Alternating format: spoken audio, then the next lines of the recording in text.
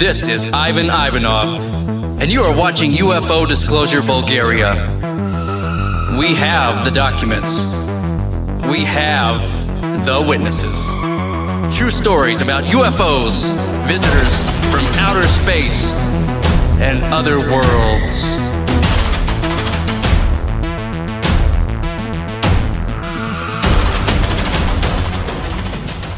My name's Nik Poup. I worked for the British government for 21 years at the Ministry of Defence, and for much of the early 90s I was posted to a division where my duties included researching and investigating the UFO phenomenon and assessing whether there was anything that constituted a threat to the defence of the United Kingdom or was of more general scientific or technical interest. How you enjoying this team for UFO research in the Ministry of Defense? You was invited or what happened? I had no previous knowledge or experience or interest in this subject, but in the Ministry of Defense, the career progression, the posting policy is that you would be given a new job either on level transfer or on promotion every 2 or 3 years, and that's the way that the personnel policy department handled things at the time.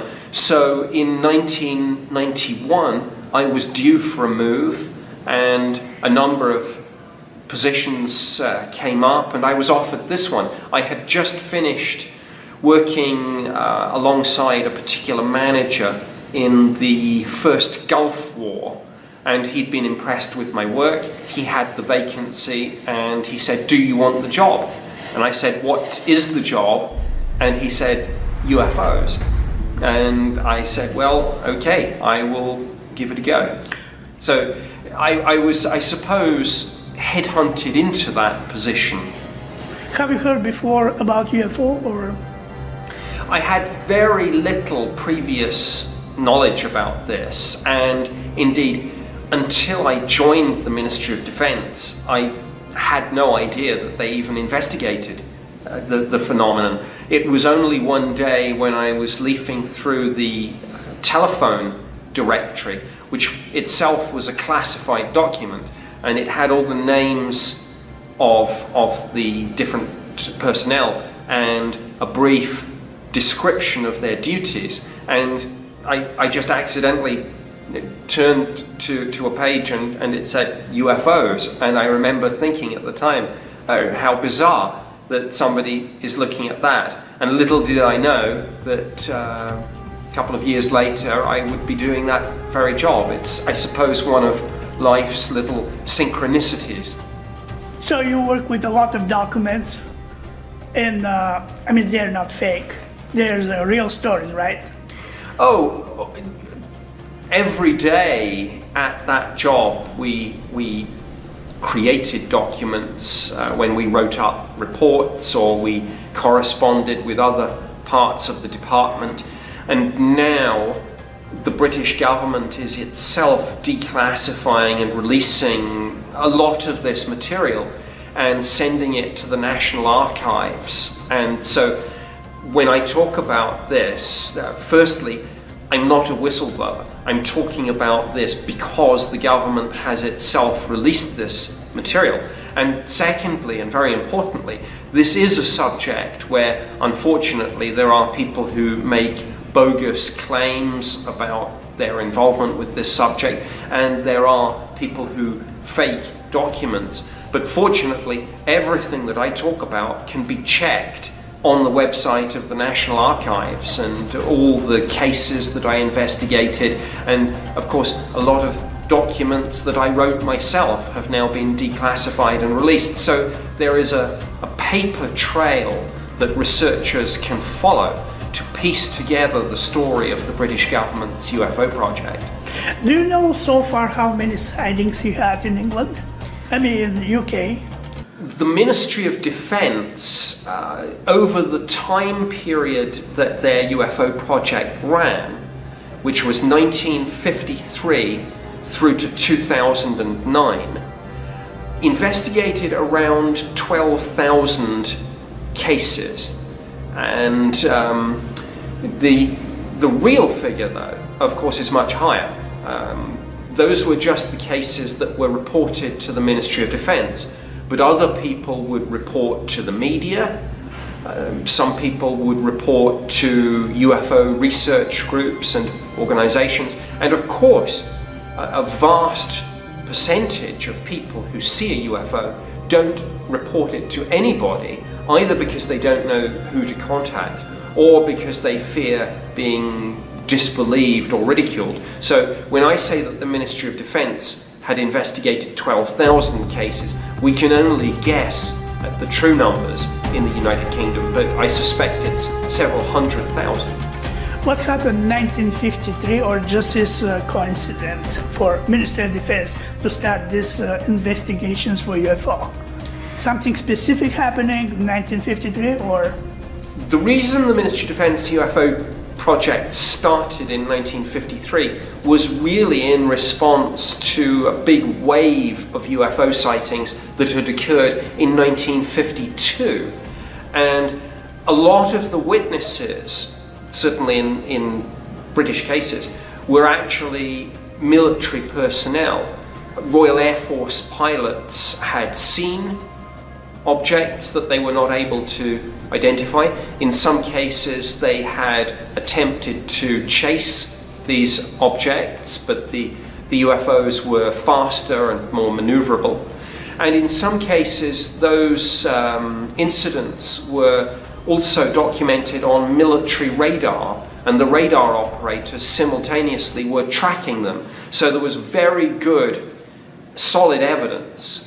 And indeed, there was also some gun camera footage taken. So in response to that, the Ministry of Defence, which was of course aware of the UFO mystery and had been since the 40s, but at that point in 1953, the Ministry of Defence felt that a more formal investigative program was needed. What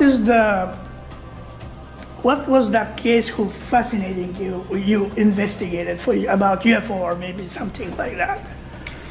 I think the case that interested me most personally, that occurred during my time on the project, which was 1991 through to 1994, was a case from March of 93, when over a series of period of about 6 hours, we had multiple sightings throughout different locations in the UK, and again, many of the witnesses were police officers, pilots, military personnel. So they're solid witnesses. Very solid witnesses, very credible.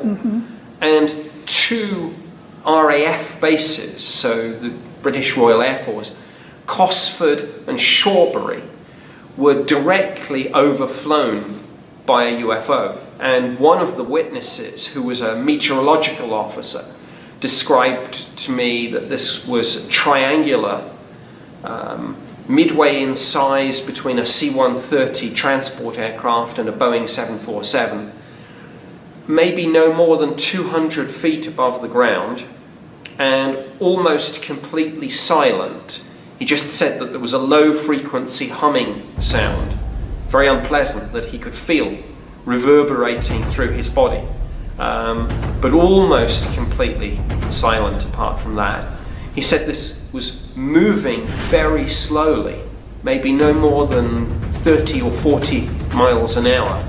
And a narrow beam of light was shining down at the ground and tracking backwards and forwards as if this object was looking for something. And then the light retracted, and from this very slow speed, the UFO then shot off to the horizon at an incredible speed. And he said to me, by way of comparison, he said, imagine something like the Red Arrows, which is the UK's military fast jet display team. Well, he said, orders of magnitude above and beyond that. He said to me, look, Nick, he said, I've served 8 years in the Air Force. I see helicopters and military jets every day. He said, I've never seen anything like this before. And this was typical of we got many reports that night. I think that maybe England is the most popular place in the world with all these crop circles. What do you think about this? Well, we looked at the whole crop circle mystery because of the perceived link with UFOs. In the early days, of course, these were just simple circles. Then there was an evolution, and we had quintuplets, where you had a single circle and 4 satellite circles. Then you had the pictograms, more complex. Now, I looked at this, and we were not convinced by this. We felt that most of these were hoaxed. We did talk about getting some samples from within formations and then conducting scientific tests on them against a control sample from the same field but outside the pattern. I don't have visibility of whether that study actually took place, but I never saw anything which convinced me. But it was interesting, and I was certainly on a number of occasions, I think I was actually first into some of these formations. I believe, I think, now this was after I had left the UFO project, I believe, but I continued to maintain an interest and keep an eye on this.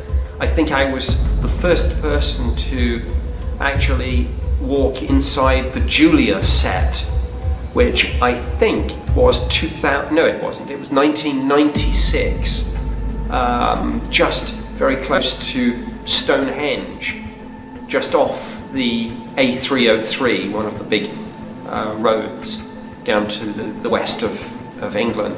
So interesting, but I did not see any scientific data Proofs. that convinced me. Okay. Do you think there's some connections between Stonehenge you mentioned a few seconds ago and all the sightings there? It's difficult to say what links there might be. In your opinion? Yeah, I am aware that people have speculated that there are links between, certainly in the UK, what you might call sacred sites. So Stonehenge, Avebury, Silbury Hill, those sorts of areas. And indeed, people all around the world say that UFOs seem to come to these locations. Now, this is pure speculation.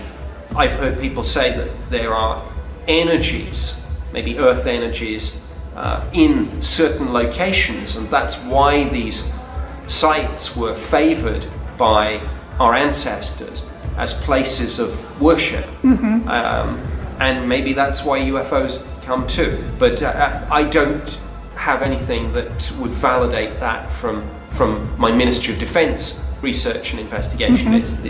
But it's an interesting theory, of course. Yeah, so we know that UFO is real. They're coming from somewhere, maybe from different dimensions, maybe from different solar systems. What will be the next for humanity? I mean, we're talking about this in the conference, in the congress like this today, but what will be the next step of humanity, maybe? Well, I think a number of different things are happening, and I think one thing that I believe certainly our generation will see is absolute confirmation of the existence of extraterrestrial life, probably extraterrestrial intelligence. I think we're seeing now, when you look ahead to the next generation of telescopes, both optical and radio telescopes, and when you think about the existing ones, the Chinese, for example, have just brought a big radio telescope online. There is going to be the James Webb Space Telescope will be launched. We still have a lot of data from Kepler, of course, and the big one is the Square Kilometre Array radio telescope, which is going to be so powerful, effectively it will be able to pick up something equivalent to an airport radar at a distance of 50 light years. So of course the point about all this is, irrespective of what you believe the government knows about UFOs, and maybe the government's trying to suppress that information, we are very rapidly approaching the point where it will not be possible to suppress this information. You will simply bring these radio telescopes online, and these other civilizations, if they're out there, we'll find them. Yeah. We've been a detectable civilization, of course, for years because of our television and radio and certain military radar systems. So we'll be doing the same thing. We'll be switching on, and we'll be picking these people up. What about if scientists looking in the wrong place, wrong path? That's an interesting question. At the moment, we are perhaps being a little bit too anthropocentric with our perception. And when you look, for example, at the SETI Institute, and indeed when you look at NASA, and when people speculate about extraterrestrial life, we are a little bit too hung up on looking for Earth-like planets orbiting Sun-like stars. And yes, I've heard that very point that you made mentioned at scientific conferences, where people say, hey, we should widen the search, we should look in the places that we don't expect.